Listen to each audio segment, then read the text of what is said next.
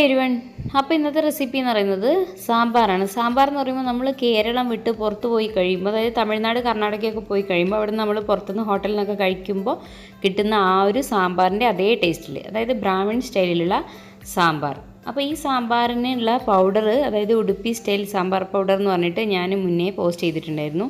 അതിൻ്റെ ലിങ്ക് ഞാൻ ഡിസ്ക്രിപ്ഷൻ ബോക്സിൽ കൊടുക്കുക, അല്ലെങ്കിൽ മുകളിൽ ഇവിടെ വരും അതിൻ്റെ ലിങ്ക്. അപ്പോൾ ആ ഒരു സാമ്പാർ പൗഡർ മാത്രം മതി, വേറെ അധികം ഇൻഗ്രീഡിയൻസ് ഒന്നും ഇതിന് വേണ്ട. പിന്നെ അപ്പോൾ ഈ ഒരു സാമ്പാർ നല്ല ടേസ്റ്റാണ്. ദോശ, ഇഡ്ഡലി, അതേപോലെ ചോറിനൊക്കെ കൂടെ നല്ല ടേസ്റ്റിൽ നമുക്ക് കഴിക്കാൻ പറ്റുന്നൊരു സാമ്പാറാണ്. അപ്പോൾ ഈ ഒരു സാമ്പാർ എങ്ങനെയാണ് തയ്യാറാക്കാമെന്നും അതിന് എന്തൊക്കെ ഇൻഗ്രീഡിയൻസ് ആണ് വേണ്ടതെന്നും നോക്കിയിട്ട് വരാം. അപ്പോൾ ഈ ഒരു ബ്രാഹ്മിൺ സാമ്പാർ തയ്യാറാക്കാൻ വേണ്ടിയിട്ട് ഞാനിവിടെ എടുത്തിട്ടുള്ളത് തുവരപ്പരിപ്പ് ഒരു 1/2 കപ്പാണ്. അത് നന്നായിട്ട് കഴുകി കുക്കറിൽ ഒരു 2 വിസിലടിച്ച് വേവിച്ചെടുത്ത തുവരപ്പരിപ്പാണിത്.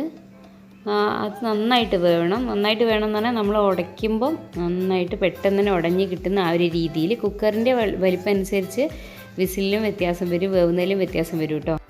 ഇനി ഇതിലേക്ക് ചേർക്കാൻ വേണ്ടി വെജിറ്റബിൾസ് ആണ്. വെജിറ്റബിൾസ് എന്ന് പറയുമ്പോൾ ഏത് വെജിറ്റബിൾ വേണമെങ്കിലും യൂസ് ചെയ്യാം. പക്ഷേ ചേമ്പ്, അതേപോലെ ബീറ്റ്റൂട്ട് അങ്ങനത്തെ ഒന്നും ചേർക്കാതിരിക്കുന്നതാണ് നല്ലത്. അപ്പോൾ സാമ്പാറിൻ്റെ ടേസ്റ്റ് മാറും.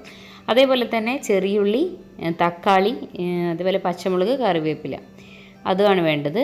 അപ്പോൾ ഈ ഒരു പരിപ്പ് ആദ്യം നമ്മൾ നന്നായിട്ട് ഉടയ്ക്കണം. ഈ ഒരു കയ്യിലുണ്ടോ അല്ലെങ്കിൽ നല്ല പരന്ന ഏതെങ്കിലും ഒരു ഇത് വെച്ചിട്ട് നന്നായിട്ട് ഉടയ്ക്കുക. ഇനി ആ ഉടച്ച പരിപ്പിലേക്ക് നമ്മൾ എടുത്തു വെച്ചിട്ടുള്ള വെജിറ്റബിൾസ് കംപ്ലീറ്റ് ഇടുക. അപ്പോൾ കുറച്ചൊരു വലിയ പീസസ് ഒക്കെ ആയിട്ട്, എല്ലാവർക്കും സാമ്പാർ അറിയുന്നതാണല്ലോ, അതുകൊണ്ട് പ്രത്യേകിച്ച് പറയേണ്ട കാര്യമൊന്നുമില്ലല്ലോ. അതിന് ശേഷം നന്നായിട്ട് എല്ലാം കൂടി ഒന്ന് മിക്സ് ചെയ്യുക. അതിനുശേഷം അതിലേക്ക് ആവശ്യത്തിന് ഉപ്പ് ചേർത്ത് കൊടുക്കുക. അതിനുശേഷം മഞ്ഞൾപ്പൊടി ഇപ്പോൾ ഞാനിപ്പോൾ ഇവിടെ ഒരു 1/2 ടീസ്പൂൺ മഞ്ഞൾപ്പൊടിയാണ് ചേർത്തിട്ടുള്ളത്, അതും ചേർത്ത് കൊടുക്കുക. പിന്നെ സാമ്പാർ പൗഡർ ഞാൻ നേരത്തെ പറഞ്ഞു, ഇത് ഞാൻ ഉടുപ്പി സ്റ്റൈൽ, അതായത് ബ്രാഹ്മിൺ സ്റ്റൈൽ സാമ്പാർ പൗഡറിൻ്റെ റെസിപ്പി മുന്നേ പോസ്റ്റ് ചെയ്തിട്ടുണ്ട്. ആ ഒരു സാമ്പാർ പൗഡർ മാത്രം ഇതിലേക്ക് ചേർത്താൽ മതി. അതേപോലെ മഞ്ഞൾപ്പൊടിയും, അത് ഞാനിപ്പോൾ ഇവിടെ ഒരു 2 ടേബിൾ സ്പൂണാണ് എടുത്തിട്ടുള്ളത്. അപ്പോൾ ഈ ഒരു സാമ്പാർ പൊടിയും ഇതിലേക്ക് ചേർത്ത് കൊടുക്കുക.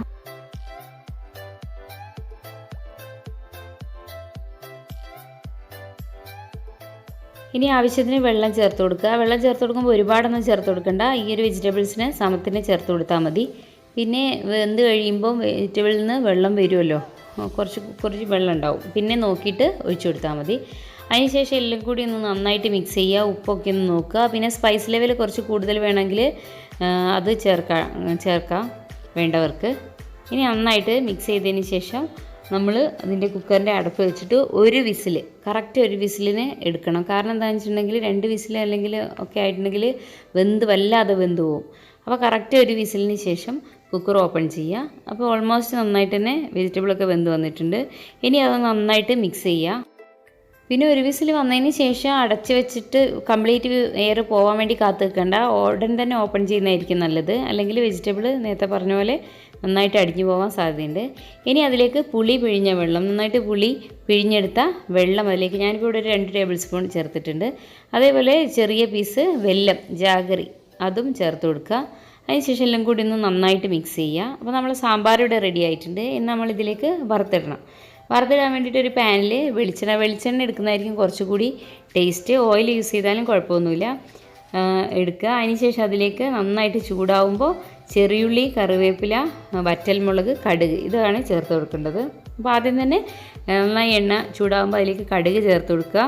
കടുക് നന്നായി പൊട്ടിക്കഴിയുമ്പോൾ നമ്മൾ അരിഞ്ഞ് വെച്ചിട്ടുള്ള ചെറിയുള്ളി ചേർത്ത് കൊടുക്കുക. ചെറിയുള്ളി നന്നായിട്ട് മൂത്ത് വരുമ്പോൾ നന്നായിട്ട് ഒരു 1/4 ഭാഗം മൂത്ത് വരുമ്പോൾ അതിലേക്ക് കറിവേപ്പില, കുറച്ച് കൂടുതൽ കറിവേപ്പില ചേർത്ത് കൊടുക്കുക.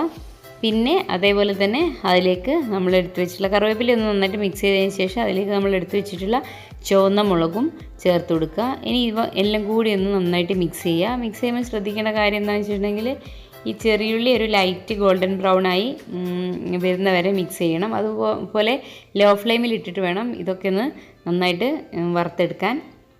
അപ്പോൾ കറക്റ്റ് നന്നായിട്ട് എല്ലാം കൂടി റെഡിയായി വന്നിട്ടുണ്ട്.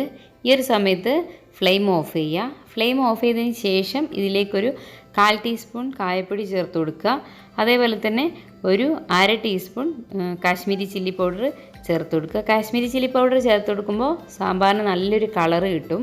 അതേപോലെ കായപ്പൊടി ചേർത്ത് കൊടുക്കുമ്പോൾ നല്ലൊരു സ്മെല്ലും ഉണ്ടാവും. ചൂടിൽ ഒരു മൂത്ത് വരുന്ന കായപ്പൊടി ചേർത്ത് കൊടുക്കുമ്പോൾ അതിന് വേണ്ടിയിട്ടാണ്.